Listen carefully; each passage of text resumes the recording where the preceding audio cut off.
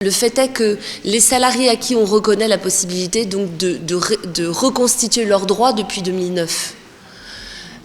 Mais on dit aussi dans les limites du report. Or, à aucun moment, ils n'auront été mis en mesure de connaître leurs droits au moment où ils auraient été en mesure de les exercer. Donc, ça ne devrait pas pouvoir rétroagir.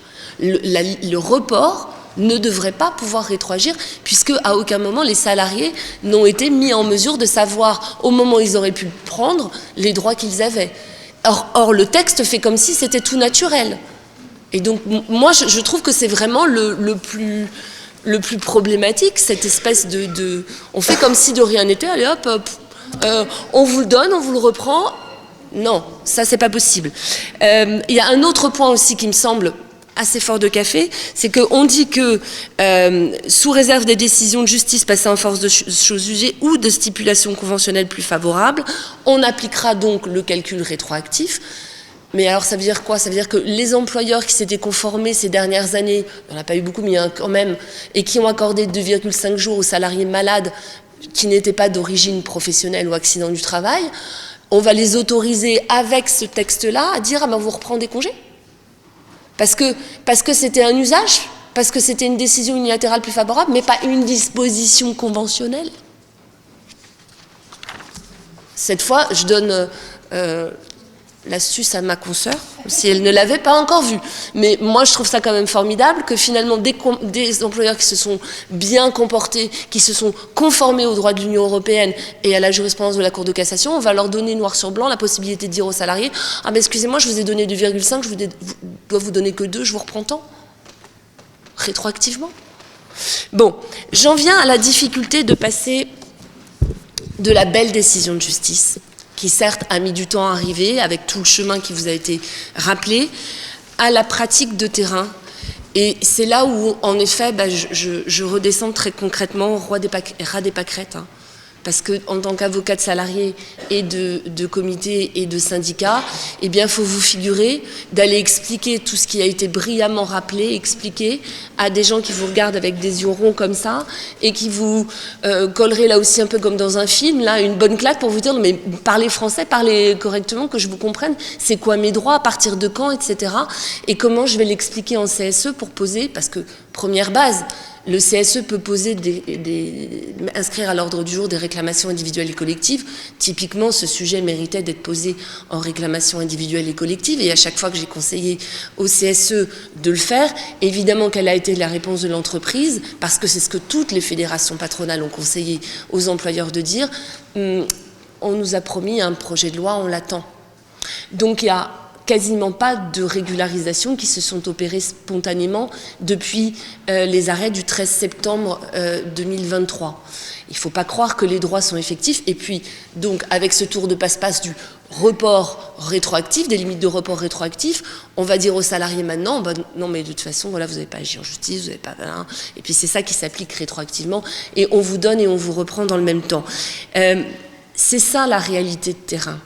C'est aussi recevoir des salariés pour qui n'avoir que ce sujet à mettre sur la table représente un enjeu financier qui peut être lourd dans certains cas avec les salariés qui ont été en longue maladie, mais qui, la plupart du temps, n'implique pas un enjeu financier suffisant pour aller fragiliser sa relation de travail et aller en justice. Donc, il y en a certains quand même qui ont fait des courriers de contestation, qui ont fait des réclamations.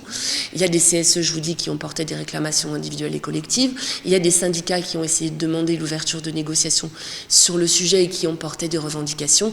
Et puis, la plupart du temps, ça a fait pchit parce que les employeurs ont joué la montre et ont dit il y a une réforme qui nous est promise, et que le gouvernement avait d'ailleurs largement communiqué en ce sens. En décembre, on nous avait dit une réforme sera faite pour le premier trimestre 2024, et il n'y a pas beaucoup de promesses qui sont tenues, mais celle-ci, comme par hasard, elle est tenue, et nous voilà avec l'amendement en mars 2024.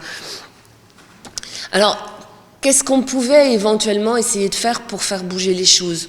On a pensé à l'action groupe. Mais l'action groupe, on a très vite réalisé que de toute façon, toujours l'action de groupe parce qu'on avait le fondement de la discrimination en raison de l'état de santé, c'était une piste. Et puis on s'est vite rendu compte que de toute façon l'action de groupe ne menait à rien puisque, comme le texte le dit, l'action avec visée réparatrice ne concerne que l'indemnisation des préjudices nés après la réception de la demande préalable. Or nous, ce qui nous intéressait, c'est de repartir sur le passé. Donc action de groupe, pas un bon moyen. On a pensé ensuite, et là je trouve que l'outil était plus pertinent, au droit d'alerte de l'article L2312-59, l'ancien droit d'alerte des délégués du personnel, devenu droit d'alerte mobilisable par un élu titulaire du CSE, et parce que, encore une fois, sur le terrain de la discrimination, de l'atteinte au droit, on pouvait éventuellement se dire, on va forcer l'employeur à faire une enquête paritaire pour prendre des mesures pour faire cesser la discrimination dont sont victimes tous les salariés de l'entreprise. Alors évidemment, ça ne concerne du coup que les salariés qui sont encore dans l'entreprise, tous les salariés qui sont encore dans l'entreprise, qui ont été malades à une période et à qui on n'a pas crédité des congés. Et ensuite, si on n'était pas satisfait avec les mesures préconisées ou que l'enquête n'était pas faite, on pouvait aller directement en bureau de jugement, porter la réclamation devant le Conseil des prud'hommes. J'ai trouvé personne pour me suivre sur l'idée, donc du coup, je peux vous dire que théoriquement, elle me semblait belle, je ne l'ai pas pratiquée. Bon, mais ceci dit, mon expérience du BJ, du bureau de jugement direct, devant le Conseil des prud'hommes à la suite d'un droit d'alerte qui n'avance pas bien ou qui n'aboutit pas aux mesures appropriées est rarement positive et satisfaisante, parce qu'il y a la réalité, hein, il y a la réalité du prud'homme, voilà, et qui est un très bon rempart aux droits des salariés et aux craintes patronales. Des délais de procédure excessifs, une qualité des décisions de justice qui sont compliquées, un temps de plaidoirie qui est extrêmement limité, à peine vous avez ouvert la bouche qu'on vous demande de la refermer, allez expliquer toutes ces questions complexes de droit de l'Union européenne et de droits fondamentaux et avec la multiplicité des décisions. Quand un employeur va vous dire, d'ailleurs c'est pour ça que je le disais pour l'avenir, il va essayer de faire une pirouette sur le solde de tout compte et puis basta, et puis vous allez vous retrouver avec des réalités de terrain. Quand bien même vous avez trouvé des salariés pour agir en justice ou des syndicats pour les accompagner, vous allez vous retrouver avec une vraie difficulté d'aboutir à une reconnaissance des droits. Alors, la CGT, je le salue vraiment, a fait tout un kit à destination de ses adhérents et des salariés, l'a fait diffuser, un peu dans l'esprit de ce qu'on avait fait au syndicat des avocats de France avec l'argumentaire contre les barèmes Macron. Ils ont mutualisé un modèle de lettres, un modèle d'argumentaire pour les conclusions, mais je ne suis pas sûre qu'il y ait beaucoup de contentieux qui se soient générés exclusivement sur cette base-là. Évidemment, lorsque des contentieux étaient en cours ou ont été initiés pour d'autres sujets, et qu'on pouvait rajouter ça, on a rajouté ça. Hein. Mais de là dire que les arrêts du 13 septembre 2023 ont réussi à générer la quête de nouveaux droits très concrètement devant les conseils des prud'hommes, je suis sceptique, en tout cas par l'expérience que j'ai moi en tant qu'avocate. Je ne suis pas sûre qu'il y ait beaucoup d'autres cabinets pro-salariés et avocats de syndicats qui aient une meilleure expérience que moi, d'autant plus qu'on a en mémoire les arrêts du 22 novembre 2023 qui rappellent encore une fois que devant le tribunal judiciaire, les syndicats peuvent défendre l'intérêt collectif de la profession, mais surtout pas se risquer à demander des rectifications des situations individuelles. On a des limites à ça. Donc, forcément, hein, tant qu'on ne va pas faire évoluer cette question-là, eh bien, l'effectivité des droits de l'action en justice et de la défense des droits, elle reste soumise à des actions individuelles de salariés, encore une fois qu'il faut financer, dont il faut prendre les risques en tant que salarié individuellement. C'est extrêmement difficile. Voilà. Il y a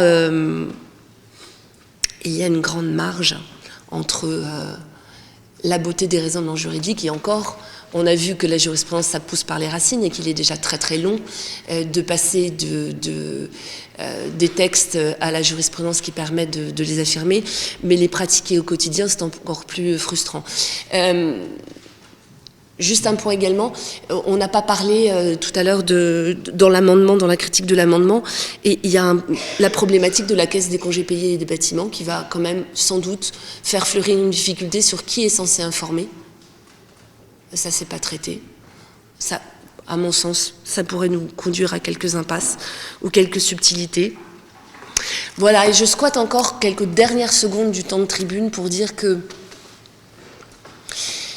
Les droits à congé, c'est très important, bien entendu, mais le droit à l'emploi est bien plus crucial.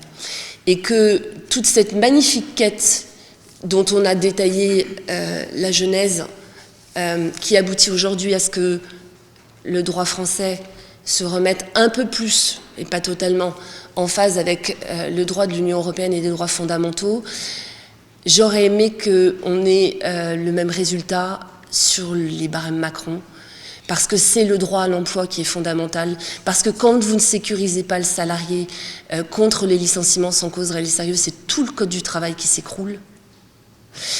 Et que là où il y a eu de l'audace et beaucoup d'énergie pour défendre ce droit-là, on n'a toujours pas réussi à faire tomber les plafonds. Mais je crois que c'est une invitation à continuer la lutte. Et puisqu'il faut beaucoup de temps et qu'il a fallu beaucoup de temps en matière de congés payés, moi de toute façon j'ai toujours dit que je ne raccrocherai pas la robe sur ça, j'espère encore. Et j'espère encore qu'on pourra peut-être épuiser de l'inspiration et être entendu à l'avenir.